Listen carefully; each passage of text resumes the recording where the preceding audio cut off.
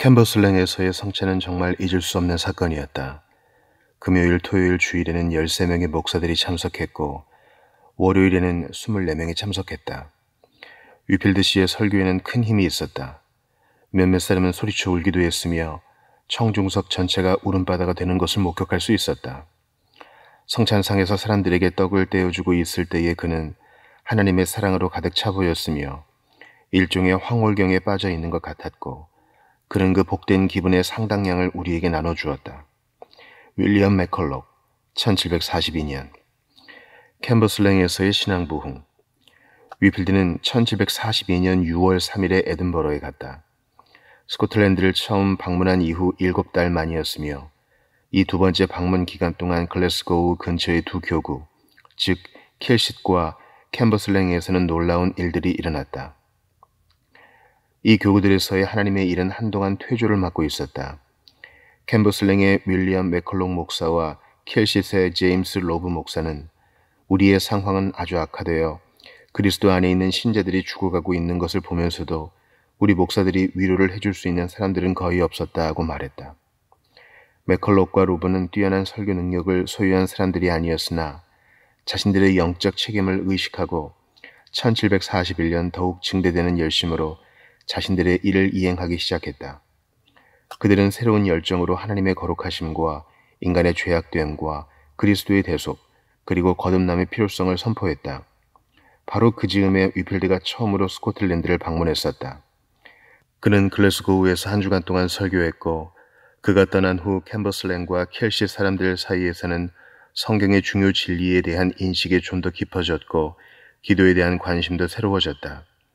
이러한 상태는 계속 지속되어 1742년 2월 18일 맥컬록은 보고하기를 성경 강좌가 끝날 무렵 상당한 우울 상태에 빠져 있던 50여 명의 사람들이 자신의 거실로 들어왔고 자신은 밤새도록 그들을 권면했다고 했다. 그로부터 2달이 채 되기도 전 그는 이렇게 해서 각성된 사람들의 수가 300명을 헤아린다고 말했다. 이때 킬싯에서도 비슷한 일이 일어나고 있었다. 로브는 1742년 5월 16일 주일날의 일을 이렇게 기록했다. 설교 말씀에 성령의 특별한 능력이 함께했다. 회중들은 크게 애통해했다. 많은 사람들이 큰 소리로 울었으며 그 우는 사람들 중에는 여자들뿐만 아니라 강하고 담대한 남자들도 있었다.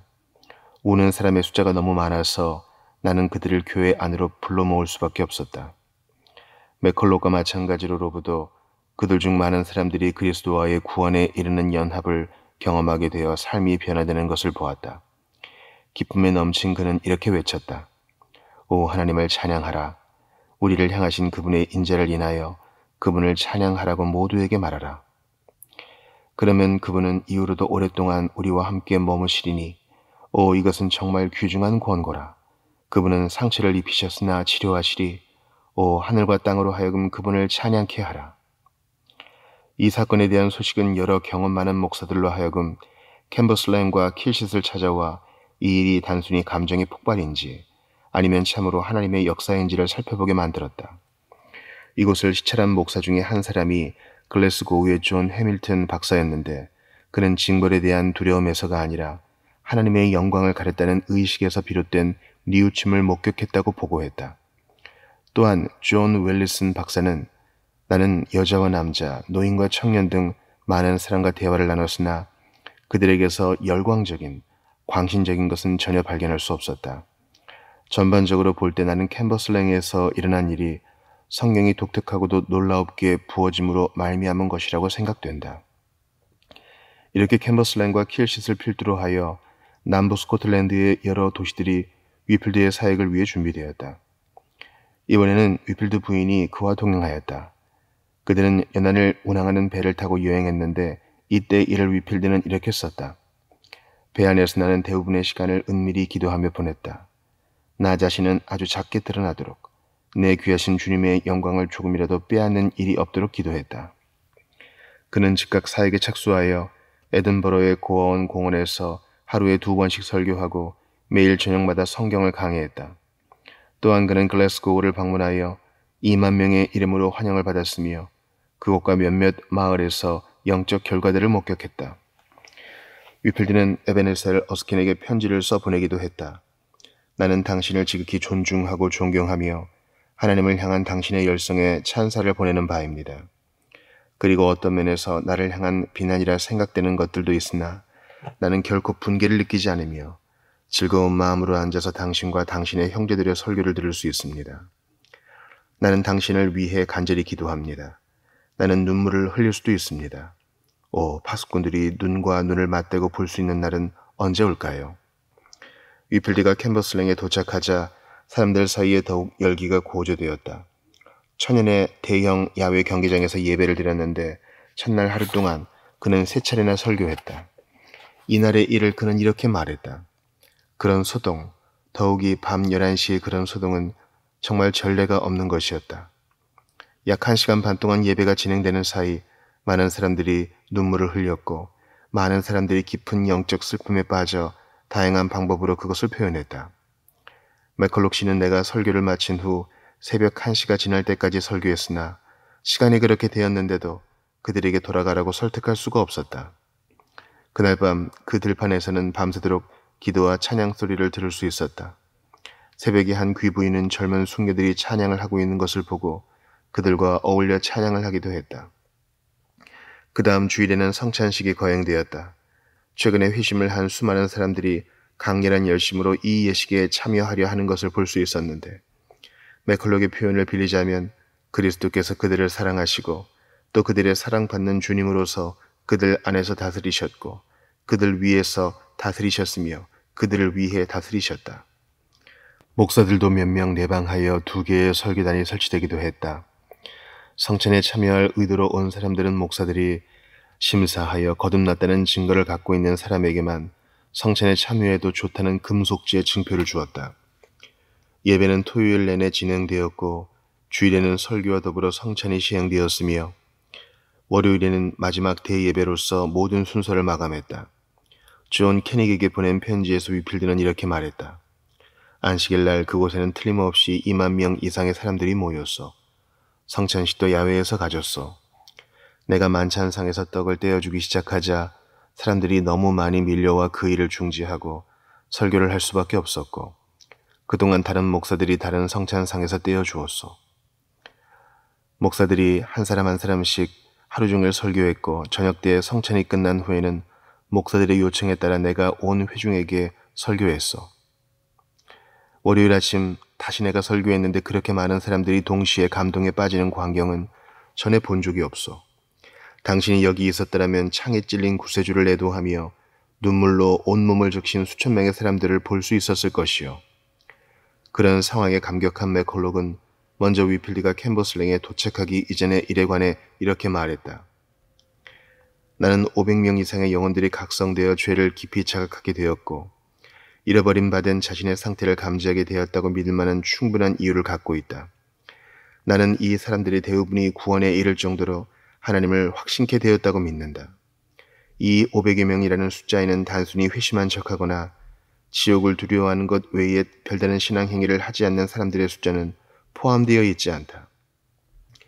그리고 위필드가 사역하던 기간에 관해 맥컬록은 말하기를 그들의 수요를 산정하는 척할 수는 없기 때문에 그들을 수에 포함시키지 않았다고 했다. 그 후 위필드는 스코틀랜드의 다른 지역에서 계속 설교했고 한 달이 지나자 또 한 차례의 성찬 예비를 위해 캔버슬랭으로 돌아왔다. 스코틀랜드 방방곡곡에서 사람들이 몰려왔고 그 중에는 먼 거리를 걸어서 온 사람들도 많았다. 모인 사람들의 총 수는 3만여 명으로 추산되었다. 예배는 주일 아침 8시 30분에 시작되었는데 맨 마지막 성찬상의 놓인 떡은 해가 질 무렵에야 떼어줄 수 있었다. 이번에는 설교단이 3개나 설치되었고 설교는 하루 종일 행해졌다. 그때 이 예배에 참석한 목사들 중에는 존 보나르 원로 목사도 있었는데 그는 우리가 잘 알고 있는 호레이셔스 보나르와 앤드류 보나르의 고조부이다. 그는 매우 허약한 사람이어서 토피켄에 있는 그의 집에서 30km 거리를 말을 타고 오는데 사흘이나 걸렸다. 그러나 부축을 받으며 설교단에 올라선 그는 생기 있는 모습이었고 3번이나 설교했다. 캔버슬랭에서의 뜨거운 감격의 열기는 또다시 여러 목사들로 하여금 그 감격을 체험한 사람들을 심사해보게 만들었다. 알렉산더 웹스터 박사는 이렇게 말했다. 그들은 고통스러운 죄의식 아래서 이야기했는데 그 죄의식이란 피조기의 타락에 대한 것일 뿐만 아니라 친절하시고 자유로우신 구세주의 영광을 가린 것에 대한 것이기도 했다. 그들은 그렇게 오랫동안 하나님의 아들을 거부해 왔다는 것과 복음에 제시된 바 그분의 따뜻한 부르심을 멸시해 왔다는 사실을 견딜 수 없어 했다. 그들은 그분이 유일한 구속자라는 사실을 깨닫고 그분의 모든 성품을 호흡하고 있다. 즉 다스릴 권세로 옷 입고 보좌에 앉으신 왕으로서는 물론이고 구원의 능력을 부여받고 십자가에 달리신 제사장으로서의 그분을 열망하고 있다. 그들은 자신들에게는 전혀 믿을 능력이 없음을 의식하고 얼마나 간절히 우리 마음의 영원한 문들을 열어주소서, 복되신 주님이여 들어오소서, 우리의 하나님 우리의 분깃이 되어주소서라고 기도하는지 모른다. 캔버슬랭에서 이 역사가 일어나는 동안 어떤 사람들은 극도의 감격을 겪었고 어떤 사람들은 너무 오래 운 나머지 거의 의식을 잃을 지경이 되기도 했지만 제임스 로브는 이런 사람들의 수는 이때 회심을 체험한 것으로 생각되는 사람들의 5분의 1밖에 되지 않는다고 지적했다. 대부분 사람들의 체험은 이보다 훨씬 온건하였고 이 사건들을 보고한 글들은 상당한 고상함과 규칙성, 이 엄숙한 사건의 영적 영광, 모든 사람들의 표정에 나타난 깊은 경건 등의 문구로 이때의 분위기를 표현했다. 그리고 설교의 본문으로 쓰인 성경 구절은 특별히 심판에 관해 말하는 구절들이 아니었다. 이 두 번째 성찬 때 위필드는 내가 너를 씻기지 아니하면 내가 나와 상관이 없느니라 하는 말씀으로 설교했고 로브는 여호와께서 그로 상함을 받게 하시기를 원하사 라는 말씀으로 설교했다. 보나르 원로 목사의 설교 본문은 내 마음에 사랑하는 자를 너희가 보았느냐 였으며 그 외의 다른 목사들은 누가 능히 하나님의 택하신 자들을 송사하리요. 너는 하나님과 화목하고 평안하라. 서서 신랑의 음성을 듣는 친구가 크게 기뻐하나니 와 같은 말씀들을 본문으로 하여 설교하였다. 이 말씀들은 신자가 그리스도와 연합하는 영광을 묘사하는 말씀들이며 말할 수 없는 영광스러운 즐거움이라는 구절이 캔버슬랭 사건을 기록한 글들에 자주 나타난다. 그러나 위필드는 이렇게 하나님의 복을 체험하고 있는 동안에도 여전히 반대에 부딪혔다. 연합 장로회 측 사람들이 반교황주의, 반루터교, 반감독제, 반위필드주의, 반에라스투스주의, 반분파주의를 위해 고난받는 남은 자들인 스코틀랜드 참 그리스도의 장로교회의 선언, 항의, 증거라는 32쪽에 달하는 팜플렛을 발행한 것이다. 그들은 그의 부정하고 감독 제도적인 손이 장로교의 성찬을 집행하였다고 주장했고 그는 우상숭배교인 영국 국교회의 일원인 추잡한 우상숭배자이다. 그는 적그리스도의 앞잡이이며 수퇴주의이고 야수이다 라고 주장했다. 또한 그들은 위필드가 고아원을 위해 모으고 있다고 주장한 돈이 대량으로 그의 주머니 속으로 들어갔다고 주장했다.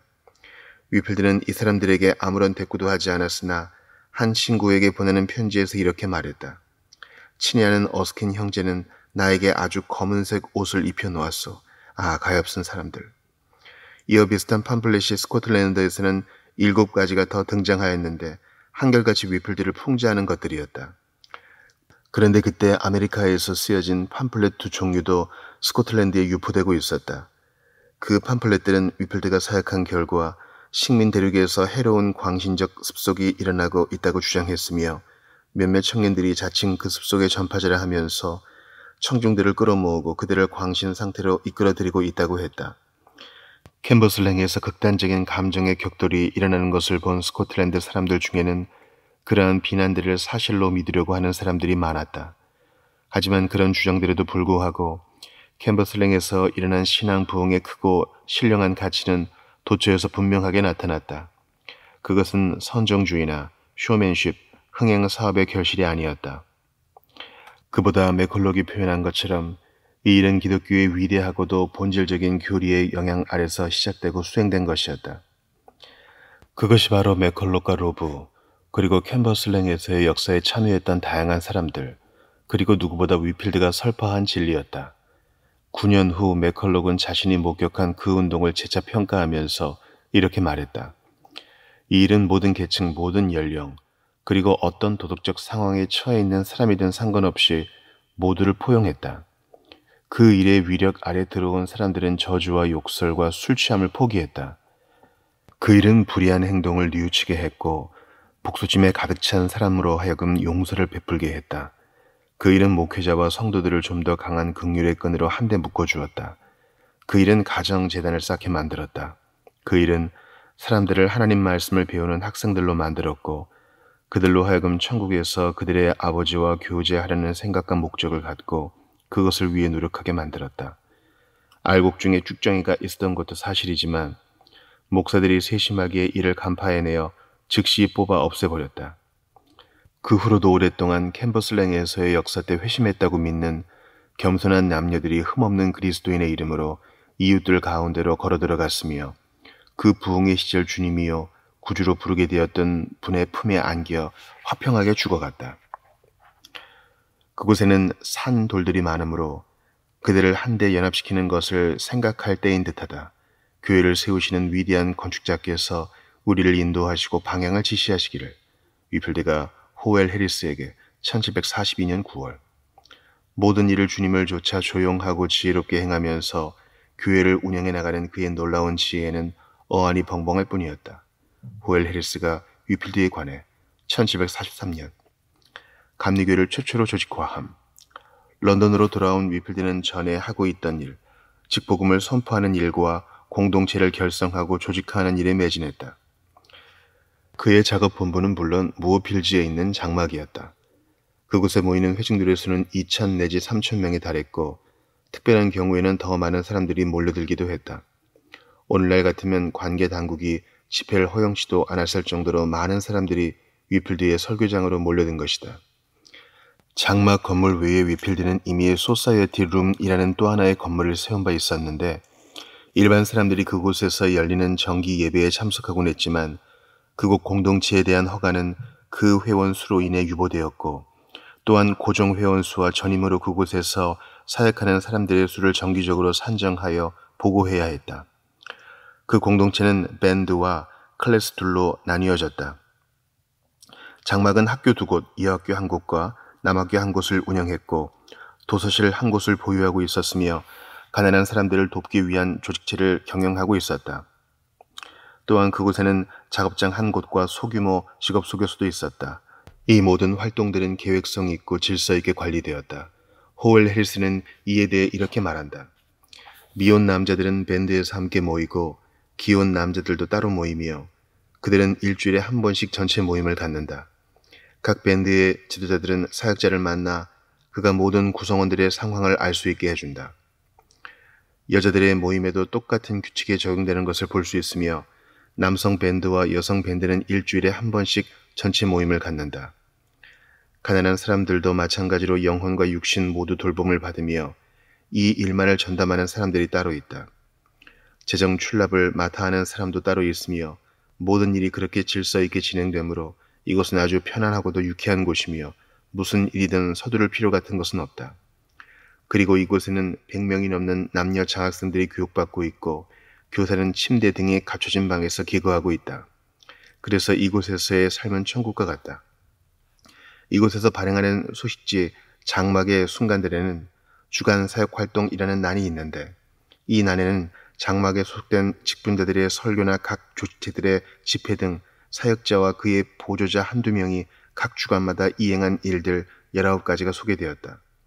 장막에서 거리상 멀리 떨어져 있는 공동체에서 설교하는 경우도 있었기 때문에 자연히 여행할 일이 많았는데 이런 활동의 스케줄은 위필드가 계획하여 정했으며 이렇게 해서 정해진 스케줄은 매우 엄격하고 규칙성 있게 진행되었다. 영국에는 종교 공동체라고 불리는 모임들이 몇몇 있었는데 사역을 시작했을 때부터 위필드는 영적으로 각성되고 회심한 사람들에게 그런 공동체에 참여할 것을 촉구해 왔다. 그 덕분에 연륜이 오랜 몇몇 공동체들은 그 규모가 아주 커졌고 또 새로운 공동체들도 많이 결성되었다. 제2차 아메리카 선교를 마치고 돌아왔을 때에도 여전히 새 공동체들이 결성되기 시작했고 그 전에 결성된 공동체들이 그랬던 것처럼 그 새 공동체들도 위필드의 지도 아래 있고 싶다는 소망을 표현했다. 그런 공동체들의 수가 주목할 만하게 늘어나자 그는 공동체들을 몇몇 지역에 정착시켜야 할 것 같다고 말했다. 그에 따라 1742년 말에는 그렇게 일정한 지역에 정착한 단체들이 많이 생겼는데 그 단체들을 통틀어 위필드의 감리교 공동체라고 했다. 물론 감리교가 어떤 독립된 교파가 된 것은 아직 아니었고, 다만 그들은 스스로를 영국 국교회 내의 한 운동으로 간주했다. 그 공동체는 복음주의적 신앙의 충실성, 그 삶의 거룩함, 복음을 선포할 때의 그 진취적 기상으로 유명했다. 그러나 다른 교파, 이를테면 독립교회나 장로교, 침례교, 퀘이커교에 속해 있으면서도 위의 원칙들을 견지하는 사람들 역시 감리교도라 불렸고, 더욱이 이때 요한 웨슬리는 자신의 사역을 일컫는 이름으로 연합공동체라는 명칭을 거의 사용하지 않고 그 대신 그것을 감리교라고 부르는 횟수가 점차 많아졌다. 위플드의 공동체들은 비록 짧은 시간 내에 결성되긴 했지만 영국 내의 다양한 지역에 위치하고 있었다. 런던 근교에는 장막을 비롯하여 4곳의 공동체가 더 세워져 있었고 브리스톨과 글로스터의 사정도 이와 비슷했다. 그리고 장막의 순간들 지에는 위필드 목사의 돌봄 아래 함께 연결된 공동체들의 기사란이 있었는데 이 난에는 3곳의 주요 중심지에 있는 공동체들 뿐만 아니라 1743년까지 디본, 코너월, 옥스포드셔, 월트셔, 버킹엄셔, 스태포드셔, 슈스루베리 등지에 세워진 36군데 공동체들의 동정을 알리는 글이 실렸다. 그 난에는 또한 공동체가 정착되어 있지 않은 곳 중에서 설교가 행해져야 할 지역의 명단이 실렸으며 그런 지역으로 25곳을 더 언급했는데 이 지역들 역시 영국 내에서 다양한 분포를 보였다. 60여 곳 이상의 공동체들과 설교 장소들로 구성된 이 모임에서 50명 이상의 설교자들이 사역했다. 이들 중에는 15명가량은 이 영적인 일에 전적으로 시간을 바치는 전담 사역자였고 그 외 사람들은 대부분 다른 생업을 갖고 있으면서 매주마다 몇 번씩 설교하는 사람들이었다. 그들 중에는 주일날 지정된 곳에서 설교하기 위해 매주 토요일마다 몇 킬로미터씩 걸어야 하는 사람들도 있었다. 웨일즈에서 해리스의 사역을 도우면서 영국에서 위플드의 일에 관여하는 사람도 몇 명 있었는데 그 중에 존 캐닉, 존 크룸, 앤드류 킨즈맨, 윌리엄 호그 등 4사람은 비범한 영적 능력의 사역을 행했다. 이 4사람의 삶은 좀 더 폭넓게 연구해볼 가치가 있으며 그들의 업적은 우리가 계속적으로 기릴 만하다. 이 사람들은 위플드의 설교자들이라고 일컬어졌으며 주간 역사 매 호마다 위플드 씨와 관련된 권면자들과 조력자들이라는 난에 소개되었다.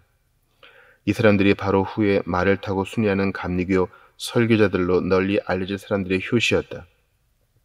1750년에 위필드는 이 운동의 지도자 역할을 그만두었지만 그래도 수많은 사람들이 여전히 자신들을 그의 추종자로 여겼다. 위필드를 적대시했던 사람 중에 하나인 한 영국인은 1756년에 쓴 한글에서 이렇게 말했다.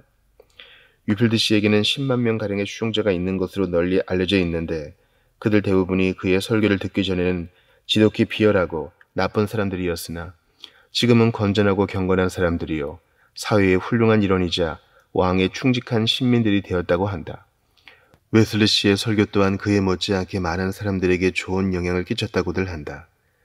위필드의 조직체가 얼마나 광범위하게 분포되어 있었는지는 위필드의 비서인 존 심스가 1743년에 했던 다음의 발언 속에 잘 나타난다.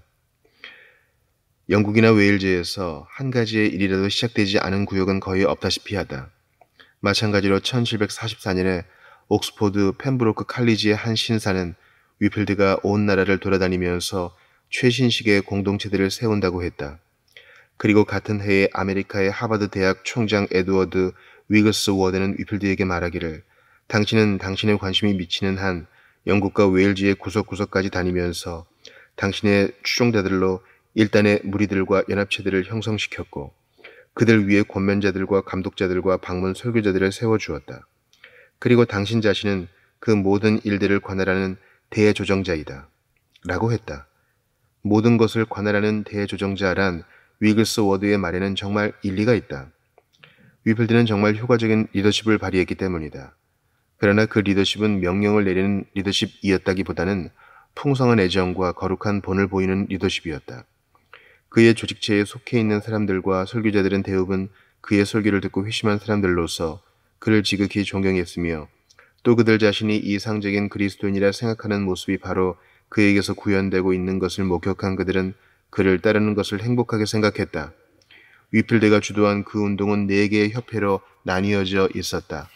1년에 4번씩 협회 모임이 런던, 브리스톨, 윌트셔, 글로스터에서 번갈아 가며 열렸다. 각 협회마다 감독이 한 명씩 있어 휘하 권면자들을 감독했다. 각 협회는 런던의 존 심스에게 보고서를 보냈고 심스는 그 보고서의 내용들을 위필드에게 알려주었다. 웨일즈에 있는 형제들도 위필드의 조직화 능력을 필요로 했다. 그들은 자신들의 일을 좀 더 효율적으로 조직화하기 위해 1741년 12월에 회집하기로 계획을 세우는 한편 그 모임에 위필드도 참석해 줄 것을 촉구했다. 그러나 그들의 요청을 들어줄 수 없었던 그는 이런 편지를 썼다. 여러분들이 만나 의논하려는 일은 정말 중요한 일입니다. 한 가지 중대한 일은 예수 그리스도께서 여러분들을 각각에게 어떤 특별한 직분을 맡기셨고 여러분들을 어떤 특별한 역할로 부르셨는지를 알아야 한다는 것입니다. 사람들은 저마다 다른 은사와 은혜를 받았습니다. 어떤 이는 대규모의 청중들을 상대로 하는 사역에 적합한 대중적 은사를 받기도 하고 또 어떤 이는 좀 더 좁은 영역에서 최대한의 기량을 발휘하므로 개인적인 공동체들에서 아주 유익하게 쓰임받기도 합니다. 대중적인 방식으로 사역하도록 부름받은 사람은 그 일에 전적으로 자신을 바쳐야 한다고 생각합니다. 개인적으로만 주님을 섬길 수 있는 사람은 자신의 생업에 전념하면서 여가 시간을 교회를 섬기는 일에 바칠 수 있을 것입니다. 나는 여러분들이 다는 못 나오더라도 일부만이라도 매달 서로 만났으면 합니다. 나는 지금 브리스톨과 런던에서 매달 원래회를 열어 각 지역에서 보내온 편지들을 돌려 읽고 서로를 위해 기도해주는 모임을 가지려 하는 중입니다.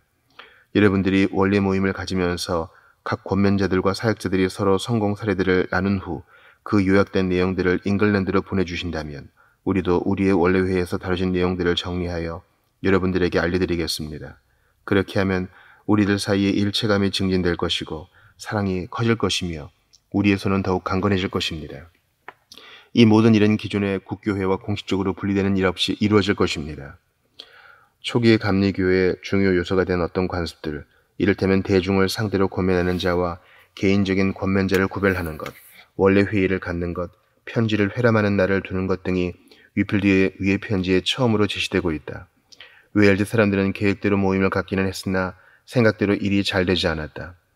그들은 다시 한번 위필드에게 편지를 써 다음번 모임에는 반드시 참석을 해야만 하며 그 날짜는 위필드가 직접 정해줄 것을 요청한다고 말했다. 호월 해리스는 위필드가 와서 모든 일의 질서를 잡아주기를 원한다고 말했는데 그의 이 말은 그들이 특별히 위필드에게 원하는 기능이 무엇이었는지를 지적해주고 있다. 그리하여 마침내 그들은 1743년 1월 5일 남웨일즈의 와포드에서 만났다. 모인 사람은 8명, 4명은 안수받은 사람이었고 4명은 평신도였다. 이었으며 만장일치로 위필드가 회의를 주재하는 한편 매일 아침과 저녁에 그가 설교를 했다. 조화와 일치가 특징을 이룬 이 모임에서 여러 가지 규정과 규칙들의 광범위한 체계가 잡히게 되었다. 안수를 받은 사역자들은 감독자가 되어 각각 한 구역씩을 맡아 자신의 관할 아래에 두게 되었다. 감독과 권면자 직분을 두어 마땅한 사람을 정하여 세웠으며 각각 책임져야 할 영역을 할당해 주었다. 권면자들은 대중 권면자와 개인적 권면자 두 범주로 나누어졌고 그 직분자의 자격 요건이 규정되었다.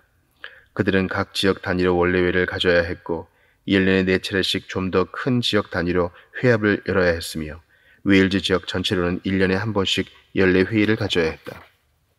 그 후에도 위필드는 그런 회합에 다시 한번 참석해 줄 것을 요청받았다. 와포드에서 모였던 사람들이 석 달 후 다시 한번 모임을 가졌으며 이 회합에서 웨일즈 지부와 잉글랜드 지부가 함께 연기하여 칼빈주의적 감리교도 협회로 알려진 조직을 형성하게 되었다. 위필드가 이 모임의 종신 의장으로 지명되었으며 그의 부재신은 해리스가 그 직위를 대신 감당하도록 정해졌다. 이것은 정말 역사적인 업적이었다. 감리교를 조직화하는 일에 지도자는 웨슬리였다는 주장이 보편화되어 있는 상황에서 루크티어맨, 강력한 웨슬리 역사가의 말은 한번 주목해 봄직하다. 최초의 칼빈주의적 감리교 협회 회의가 웨슬리의 첫 번째 감리교 협의회보다 18달이나 빨리 열렸다는 것은 주목할 만한 사실이다. 사람들이 위필드를 경솔하게 다룬 탓에 그는 조직자로서의 능력도 없었고 공동체도 전혀 결성하지 못했다는 추측이 오랫동안 있어 왔다.